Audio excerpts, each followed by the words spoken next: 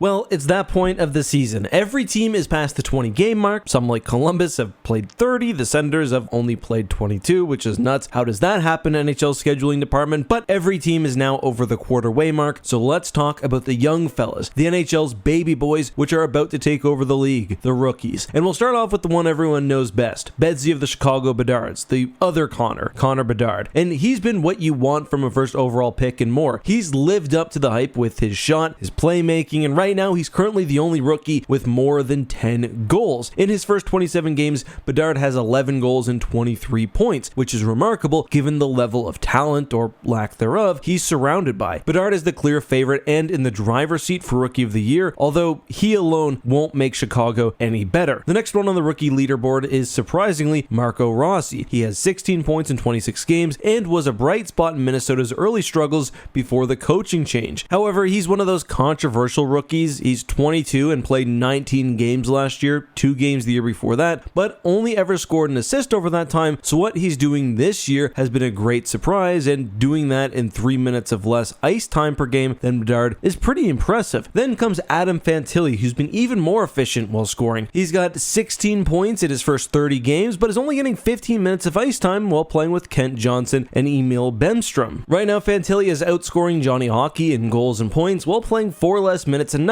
Can we please get Adam Fantilli more ice time in Columbus? For D-man, Luke Hughes leads the way, and that seemed kind of inevitable. He played well last year in his couple games and then in playoffs as well, and is currently tied for second in rookie scoring with the other two at 16 points. And while he does make mistakes, please point me in the direction of a rookie defenseman who doesn't. He's been learning from them and getting better every game, all while logging the second most minutes of any rookie with over 20 minutes played per game. That leads us to our next rookie D-man, the one who's been hogging all the minutes for Minnesota this year, Brock Faber, who's currently skating over 23 minutes a night, having gone over 26 minutes 3 times this year already. That's wild for a rookie. That's a lot. High pressure situations taken for your team, and even if it's not ideal, you have to be happy that you can rely on a rookie that much. It's also technically not his first rodeo. He had sort of the same thing as Hughes. He played 2 games last year, then played with Minnesota in the playoffs before starting his rookie season this year. I know plus minus can be a misleading stat, and it's somewhat arbitrary, but for a rookie defenseman to be +7 while logging all those shifts is really quite impressive. As for other rookie blue liners, Minchikov has been decent for the Ducks too, but has obviously been outshined by Leo Carlsson and all his goals. Speaking of Carlsson, the initial plan for him going into this season was that he would take off every other game. They were really trying to sort of limit any negative impact of overplay, but he's been playing great. He's got 19 games under his belt so far and already has 8 goals. Pretty impressive on the Ducks. Realistically, without missed games, he'd probably be top 3 in scoring for the team. And I mean, he's got like 6 times the amount of points as Trevor Zegras, but that's a topic for another video, I think. Kevin Korchinski in Chicago has been a fun rookie to watch with Bedsy, but again, the Blackhawks are so god-awful, it's honestly hard to rate him defensively when his teammates are a bunch of pylons. Couple of good rookie goalies too. Joseph Woll most notably, however, he just went down the other day with a weird injury and will miss some time. Before that though, he had 8 wins, which is still over half of the Leafs wins on the season, while posting a 2.8 GAA and a .916 save percentage. That's been just what the Leafs needed. I'm always really impressed when I see defensemen and goalies killing it in their first year. I mean, this is a position where players often just need a little more time to cook before they're NHL ready. That being said, I mention that because Joseph Woll is 25. He's one of those quasi-rookies. This is technically his last year of rookie eligibility, so the NHL level isn't new to him, but he certainly looks good, having actually now apparently cracked the roster on a permanent basis. Hopefully he's back soon. Another older rookie goalie is Flyers 24-year-old Samuel Ersson. He's been great, backing up Carter Hart. 5 wins in 8 games speaks for itself. Kochetkov also has 12 games in so far this season, but has been a bit underwhelming, to be honest. Another rookie who's seen some action this year is Devin Levi for the Buffalo Sabres. Obviously, he made an appearance in 7 games last year, and at times looked pretty spectacular. His plays sort of returned down to earth, and it's clear he needs more time in the AHL, but he could be their next big goalie. He, however, is just over halfway to that 20 game mark with 11 played, so this might not actually be his true rookie year. Honorable mention to some other rookies who haven't played 20 games yet. Connor Zary is looking good with 12 points in 17 games, along with fellow Calgary rookie Martin Pospisil. He's got 5 points in 15 games, and of course, the 21-year-old Ridley Gregg got off to a hot start, but picked up an injury early. He's got 7 points in 12 games in his 1 one to keep an eye on as well. He's just now back in the Sens lineup, playing in the last 3 games. Seems to be a solid year for rookies where every team has at least one guy doing something. Doesn't matter where you are in the standings, there's a rookie on your team hopefully making some noise. We didn't get all of them. Patras, Cooley, Evangelista, all great. Bobby Brink is not just an all-time name, he's also a good player as well. You'll love to see it. But which rookie has been your favorite to watch, and can anyone unseat Bedard for Rookie of the Year? If so, who is it? Let us know your thoughts, and if you'd like to see more of these longer style videos, down below.